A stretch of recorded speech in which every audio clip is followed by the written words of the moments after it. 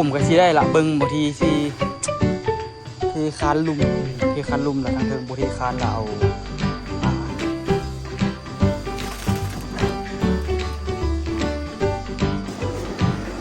สบายดีทุกคนสบายดีตอนเช้าเด้อเช้ามื้อนี้อยู่ที่ลองซานคือเก่านะทุกคนเนาะ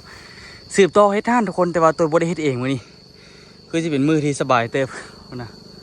บ่พอ พอทองยังเตรียมขึ้นห่างเนาะทุกคนเนาะขึ้นห่างไว้ไตเรียบร้อยเนาะโดยแต่ว่ามื้อนี้นี่เขาเจ้ามาเริ่มโบกคือเก่าทุกคนเนาะเริ่มมาสาบปูนทั้งข้างนี้เนาะแต่ว่าตัวบริเฮดเดอร์มื้อนี้เขาเจ้าเริ่มผสมปูนซีเป่าบัดเดียวเลยคักอยู่มาละเอาแต่เศร้าเลยมื้อนี้ง่ายๆสบายๆเนาะเมื่อวานนี้ค่ะตอนนี้ฝาเขาแล้วไป3ฝาแล้วมื้อนี้นี่ถ้าเบิ่งทุกคนเบิดมือเขาจะซีแล้วจากฝาเขาจะผสมปูนซี่เป่าซ่อนเลยมีลึกขนาดผู้จอยซื้อมาฝากความในหูนี่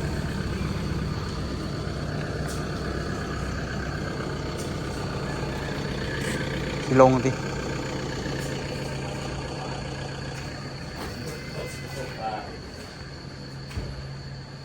งับซี่เป่าประเดียวเนาะมืดประมาณจักเป่ามื้อนี้คาดว่ากะประมาณ6นี่แหละ6ป่ะ6ก็แสดงว่าประมาณ3เหมือนบ่ข้างนั้นเอาให้มันเลี้ยวหน่อยครับได้จะส่งร้านนี่นะฮะได้จะส่งร้านเนี่ยมันลองบ่ได้ครับปลาจะซื้อในการสิประหยัดได้อยู่ ปลาจะบ่ซื้อบ่ได้ก้าวประหยัดดอกเพราะว่าก้าวมันเลี้ยวจากฝาซื้อประมาณเอามาแล้วมื้อนี้เนาะร้านไม่ต้องมาบ่ได้ใส่งานแบบเฮ็ดทางข้างให้ออกนี่เนี่ยลองข้างนอกนี่เพราะว่าร้านให้เฮ็ดข้างนอกโว้ยเข่าข่อย สบายคักไปมีคนมาเฮ็ดนำนี่ต้มมีมื้อนี้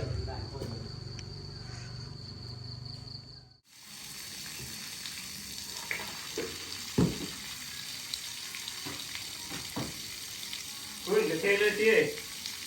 พื้นจะเทเลยจีเท่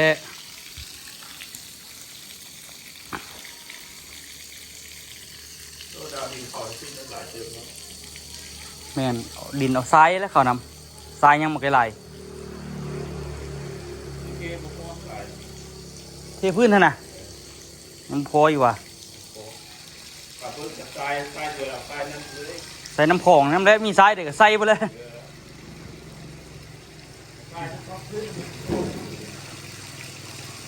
ขันปรับพื้นแถวบุพอได้ขันปรับพื้นนำมันมีอันนั้นนะ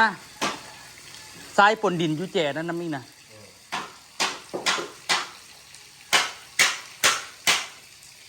เทธรรมดาเทไม่ติกโลเทธรรมดาก่อนกะโลยังเถอะแล้วมาเทธรรมดาเดี๋ยวมาไว้ปาติกโลยังไม่ทันติดเถอะเดี๋ยวเขาเฮ็ดตัวนั้นเขาซีมาเริ่มขุดตัวนี้ทุกคนสิแปลงอันนี้เฮ็ดเป็นบอลกันเฮ็ดเป็นบอลเทคานข้างหน้านี่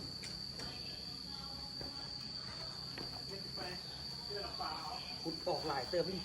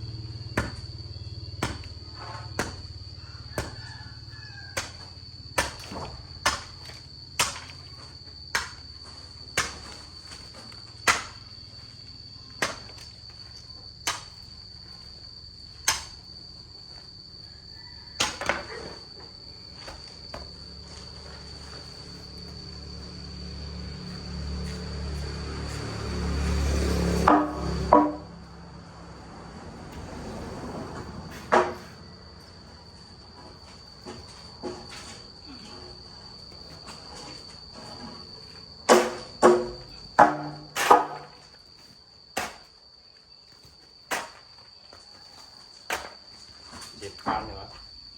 คานสิเทข้างหน้าคานกอผมว่านิดนึงแต่ว่า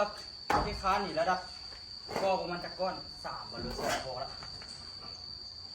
ดินไปด้านดินยุบก็ตัวก้อนก็ได้กระดินตัวนี้ไปยุบนะ ถ้าผมมั่นใจมันยุบที่อย่างบ่ เอาตามก้อนแล้วก็ดีเลยตั้งหน้าดินนี่แหละเรียกคิวแตกตามก้อน กูได้หน้าดินซ้ำตัวตัวนี้มันฟันอยู่ได้อยู่หรอก3ก้อนเนาะ ตามก้อน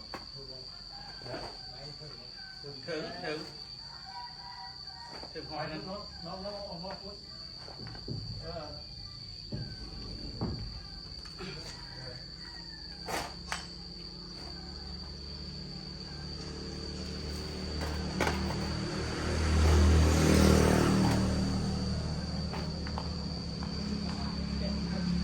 ขึ้นคนนึงเลย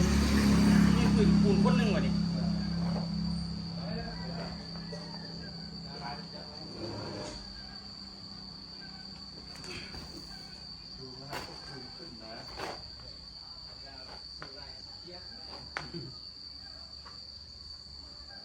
โอ้เจ้ายินปุ่นอ่ะมือนี่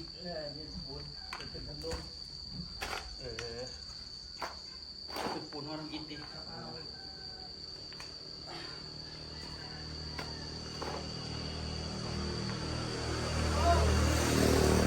อย่างน้องอาเอาอย่าง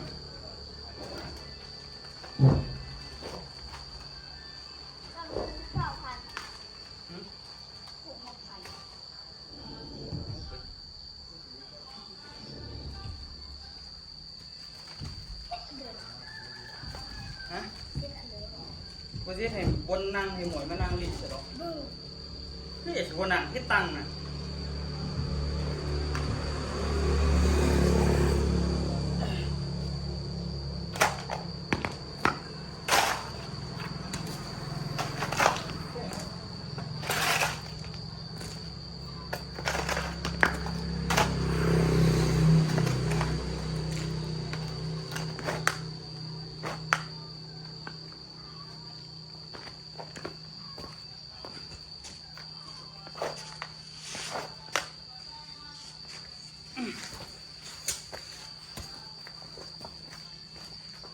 ขุดคุมไปแล้วทุกคนเนาะตอนนี้นี่ก็เยี่ยมที่กอเรื่อยๆเนาะขุดคุมเรื่อยๆก่อนลงประมาณ3ก้อนละ3ก้อนก็ดี มันเชื่อในน้องได้นะจะมาผ้าเดียวดึงเชือกยาวคนน้องตัวนี้เนาะปัด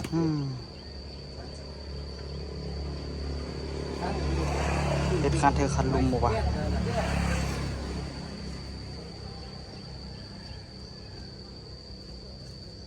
ขุดคุมก็สิได้ละเบิ่งบางทีสิที่คานลุมละทางเทิงบ่ที่คานละเอา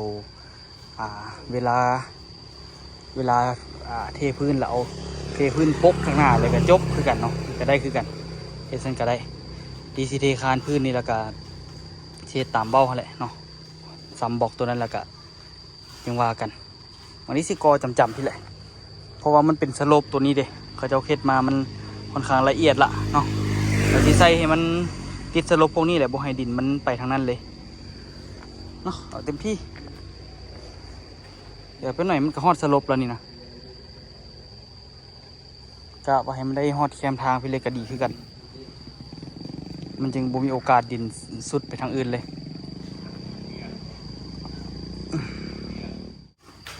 งัดบะเดี่ยวบนเลยเนาะเพื่อที่ค่อยๆเฮ็ดเท่าหน่อยเนาะเฮ็ดบะเดี่ยวแล้วก็ มันจะเข้าเดียว เฮ็ดบะเดี่ยวก็ดีกันเนาะ บนปูนพวกเข้าเดียวบนจางบนนั่นเยอะ มันจางมันเข้มเนาะ เดี๋ยวเราใส่ทิ้งว่าใส่เกลือแล้วคนมันลองใส่ได้ยาก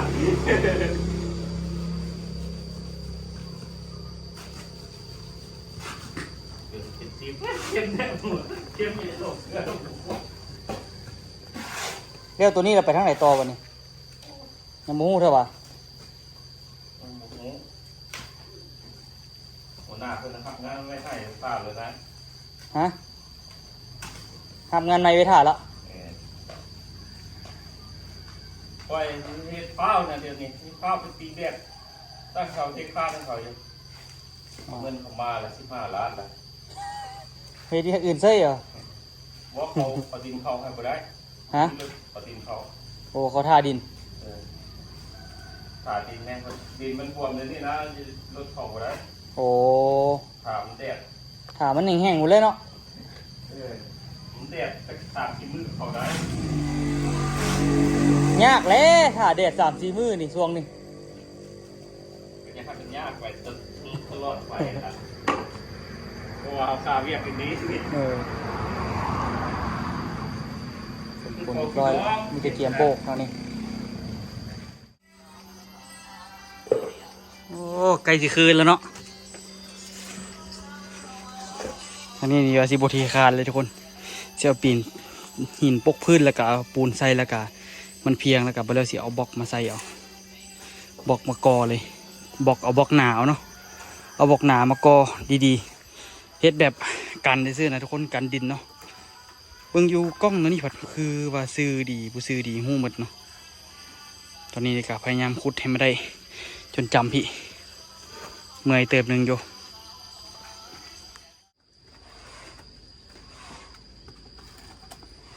โอ้วิธีโวแบบมืออาชีพหมดนี่ ลักๆกับเบิ้งระดับให้มันเพียงกันให้มันได้เลยเนาะ อันจ้อยวะอันจ้อยเอาหน้าอ๋อมันเป็นให้เท่านี้แหละเดี๋ยวนี้นะโป่งแดงนี่หัวหน้าไปเฮ็ดให้เท่านี้แหละ โอ้ เป็นปีนึงนะโมวิเลี้ยวเฮ็ดต่อตลอด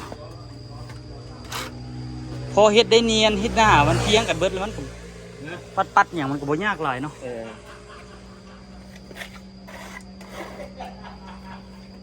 พวกป่าทำเดียมมันก็ง่ายแต่เขาเฮ็ดเป็นลูกเป็นโนนเขาป่าทำเดียมเนี่ยนะแต่ตอนเฮ็ดกับบ่อยากให้มันรูปมันโนนเนาะแต่เฮ็ดไปแล้วมันรูปมันโนนเองนั่นแหละ มันขึ้นกับมือแต่ละคนมันกับบ่คือกันผู้ขึ้นงามผู้ขึ้นสีร้ายขึ้นปูนกันมาเฮ็ดจากมือนี่หรอจะว่าความคิดแล้วจ้ะบุ๊กเอ๊ะตะเกียบเอาโบ๊ะแหลมมันเด้นั่นน่ะถ้าทำได้จนห้องมันทันแล้วเนาะ1 2 1 2ทางนอกเลยประมาณ3 มื้อเนาะทางนอกนี่3 มื้ออื่นละ3 คนละ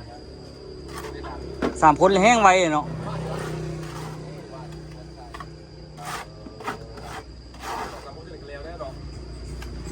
เอทิปจบ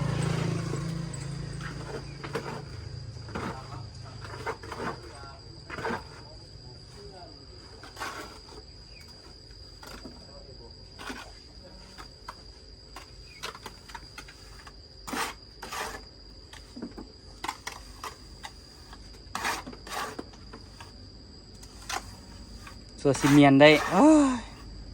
งานละเอียดเขาเฮียนได้สับนี้เขาก็ว่าเขาได้แล้วเขาก็ยังบ่ได้เรื่องการเฮียนนี่ตอนเราเฮ็ดนี่เขากะว่าเขาผู้นึงได้หรอกเขาไปเบื้องของมูให้คนละเรื่องเขาก็ว่าเขาแล้วเบื้องของมูตอนนี้เขากะว่าเขาผู้นึงได้เนาะเขาผู้ต้องว่าของเขางามว่าของเขากี่ไร่ก็มูรถ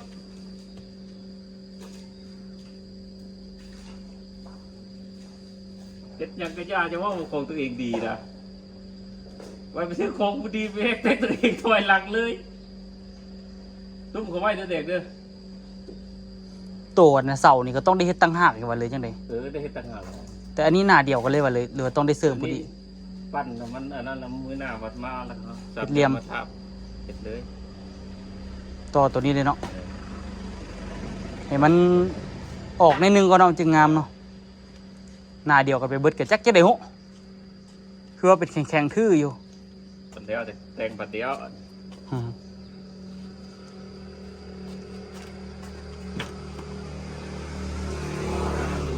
อ้าวโจมาแล้วเจียนเลยเดี๋ยวเอานั่นเลยเอาหินใส่แล้วก็ปูนลาดหินใส่แล้วปูนลาดเลยพอๆกับเอาข้างหลังพอดีก็รถใหญ่ใส่หลักกระบะแล้วก็มาเทใส่จบข้าวเนาะโอ้โจกับกหัวยักเนาะหัวยักเนาะโอ้โจกับหัวยักเบิ่งพอดีมีหินอยู่นี่บอกไอ้ไล่เอามางัดใส่เลยเดี๋ยวไปเอานะบ่พอเดี๋ยวไปเอาหินอยู่ข้างหลังคนอีกเนาะไปเอาหินอยู่ข้างหลังคนอีกเพราะมีหินอยู่ข้างหลังคนหลายเดี๋ยวไปเอาถุงมือก่อนให้อูมาจับกล้องให้เนาะแล้วก็สิเริ่มขนมาหินนี่ไปใส่ขนก้อนหนึ่งสุดแล้วก็เอาปูนลาดให้มันเต็มแล้วก็เอาใส่อีกแล้วก็ปูนใส่อีกแล้วใส่อีกปูนใส่อีกจนเต็มเนาะเอาแล้วนี่ใส่เลยมันจึงสีสะดวกมันจึงสีมันแน่นเลยทุกคนเนาะใส่หินเนาะใส่แน่นก่อนเดี๋ยวไปเอาถุงมือก่อนเดี๋ยวตอนนี้สีใส่หินเนาะตึงใส่หินแล้วก็เอาปูนโลใส่เนาะให้อีทไปสั่งบล็อกทำสปีแต่ว่าตอนนี้นี่ก็บ่ได้สั่งละมัน1กับเปลือง2กับเฮามีหมักหินเนาะเอาหินใส่เอา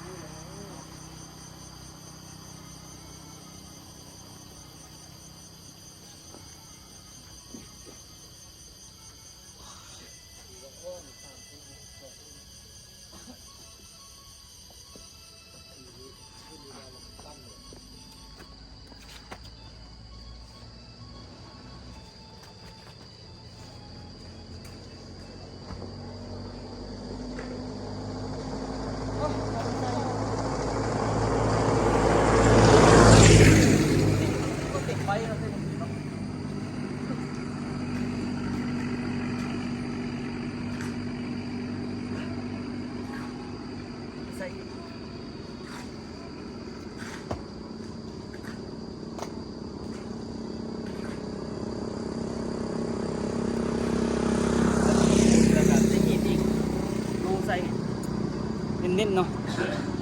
ผสมปูนใส่หินตัวนี้อีกโลไซแล้วก็แล้วสบายทุกคนกันเจือนเอา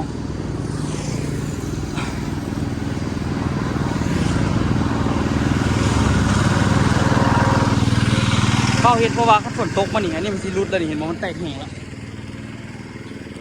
มันสิถล่มมันฝนตกมันนี่ถล่มแน่นอนพันบุฟ้าเห็ดหยิบเล็งมือเนาะเอาหินมาใส่ให้มันได้เต็มกับบุเต็มเราเอาสุดนี้แล้วก็เอาปูนใส่ก่อน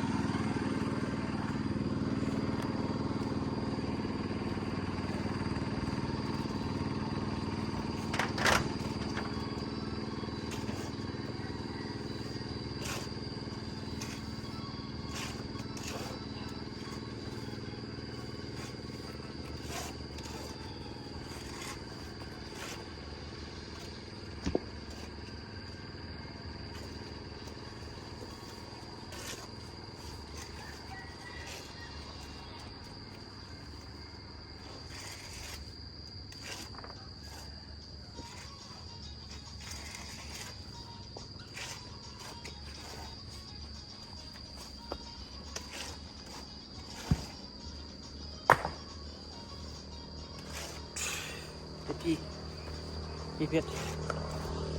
นี่บานแบบนี้เลยตอนนี้เล็งมือที่ผสมปูนเนาะเพื่อเป็นการสุดเวลางอกสุดใกล้เลย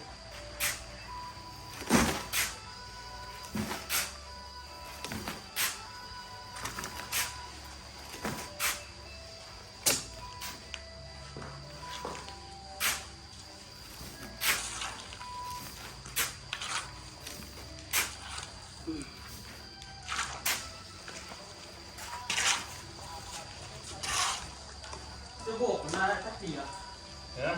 ไม่โบกมาสักทีละ ขั่วแล้ว แรกๆงานออกมาเป็นยังไง เนี่ย แรกๆนะ ประเภทเดียวนี่เลย คือระบาดวะ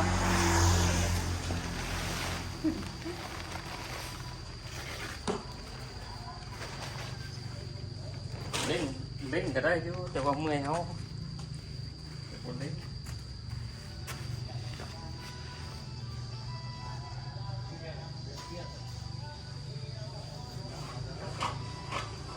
ได้หินเต็มๆแล้วตอนนี้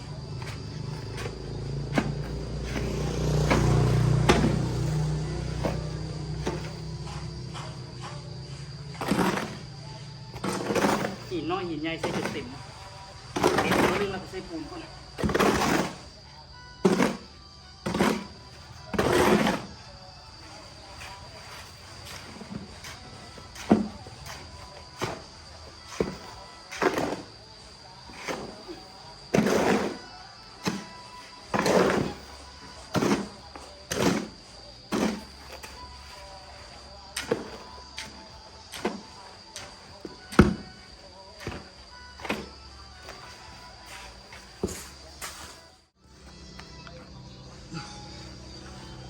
เต็มเหี้ย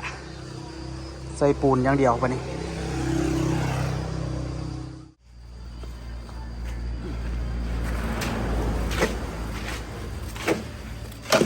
ผสมนี่แล้วกันนี่เลยบ่ต้องได้ผสมที่สบายที่ตายใส่หินใหญ่นี่แต่ก็เฮ็ดได้แต่กันเชื่อนสิต้องทุกคน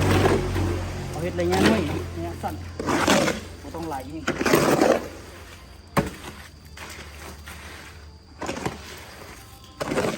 สมปูนให้เรียบร้อยไว้เพื่อให้ปูนมันซึมเข้าไปได้เบิดเนาะ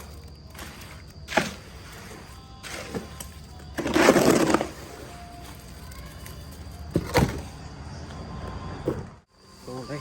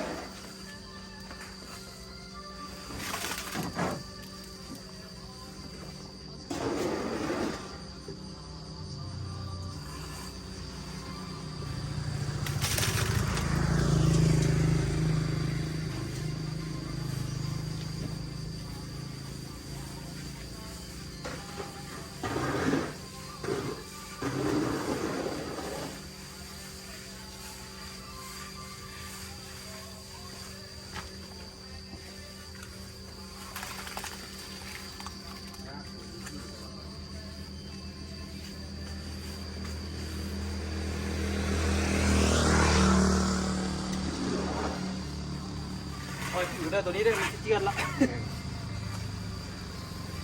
ว่าจะเล่นเดี๋ยวไม่ใกล้อ่ะ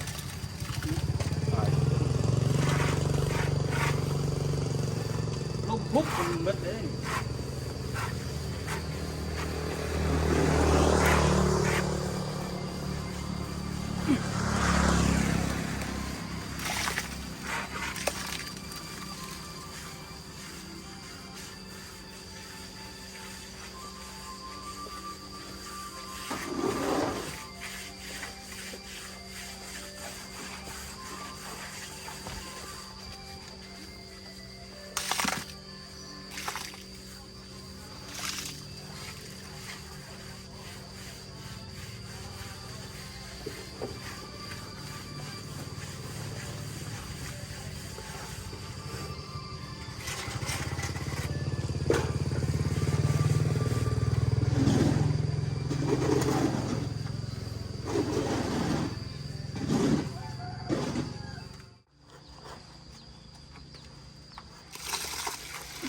ตุย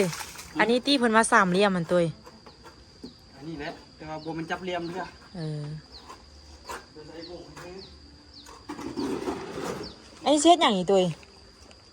เฮ็ดกันเจือน แค่เหนียวกันเจือน ก็แต่เขาก็เทค้านแล้วก็หน้าเล็กแต่ผมเฮ็ดสูตรนั้นมันนอกเกินไป ปลาคุณนะชื่อใจเองว่าอยู่ข้างหลัง โอ้ไม่อยากกลัวยักษ์สูตรมันนอกเกินไป ไอ้ใน รู้จักแจ้งว่าสูตรเป็นประหยัดเนี่ยน้อยหนึ่งงบคน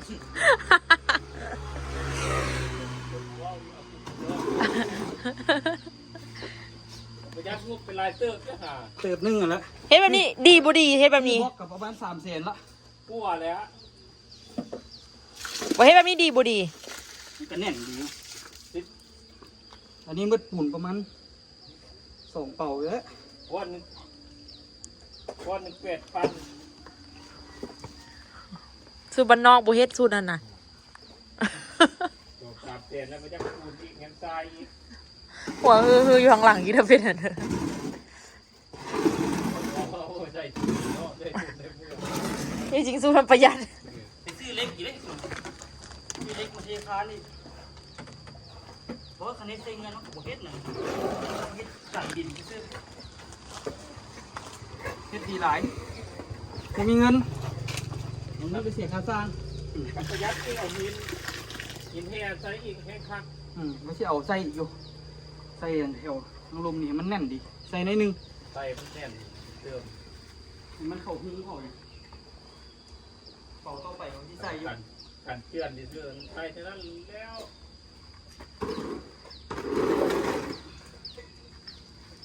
สมได้เละเสร็จหินในนึงหินจาก3-4 ส่วนกันเลยต่อไปของที่ใส่ก็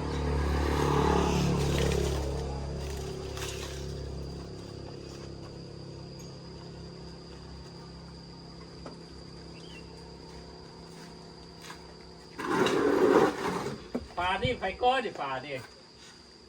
ไฟแล้วก็ มองไปเลย มืดเลย ว้าเปิดปลาบนบูบอยู่นี่ครับคือว่าอันนั้นเดี๋ยวปลาแล้วมันขึ้นมางาม ตอนก้อนเล็กๆเด้เฮ็ดบ่เป็นเด้ ปลาทั้งงามอยู่ปลาจ้ะ อันนี้ก็มือทับอิดอันนี้นะ วันมาพูดปลาที่ปลาโตปลาจะ โอ้ยจะไปเจอฝาห้องน้ำก่อนไหม ปลาห้องน้ำนี่ว่าผู้ใดปูเรือจะไปปูใส่ตัวเดียว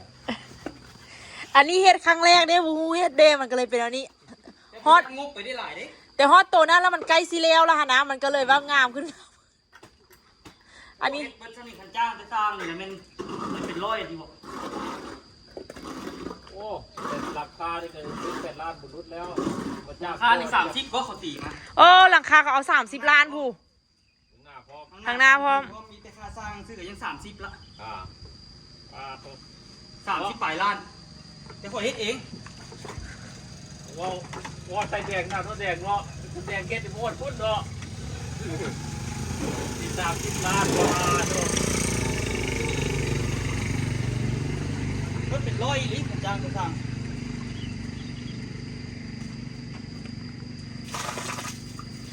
ต่างกันนะครับว่าโคตรนะ เขาไล่เม็ดเท่าเด้อวะ โค้งไม่เขาได้แมตรนะ โค้งไหมเขาไล่เม็ด180,000 โค้งเล็กเลย150,000 โค้งเล็กไล่150,000ว่าซั่นแพงบ่เจ้าว่า อันโค้งไม้นี่8,000 แม่น โอ้ยพอเอ็ดมีแต่แม็กนึง50 พันนี่ ว่าแท้ ฮะ เพิ่นว่าบนเฮ็ดมีแต่เม็ดหนึง5-60,000 เนี่ยเนาะเดี๋ยวขนาด60จะเป็นตาจ้างรู้ เดี๋ยวเธอหน้าก่อนเฮ็ดเฮือนก่อนเนาะบ่ฮู้เด้ตะกี้ซอกยางเพิ่นก็บ่ เดิมบอกว่าแม็กนึง100,000 ฮะ สร้างใส่เขา ผมก็ค่าสร้างยกใหญ่แล้วคน มันโค้งเล็กกว่าถือกว่าโค้งไม้โค้งเล็กแค่โค้งไม้เออ โค้งเล็กแค่เท่าไหร่โค้งเล็ก ดูนะ เพิ่นบ่ได้เฮ็ดโครงเล็กจักเทื่อ เนี่ยเนาะ โค้งไม้ บอกปกติสร้างโค้งเล็กเท่าไหร่ มันได้อย่างนี้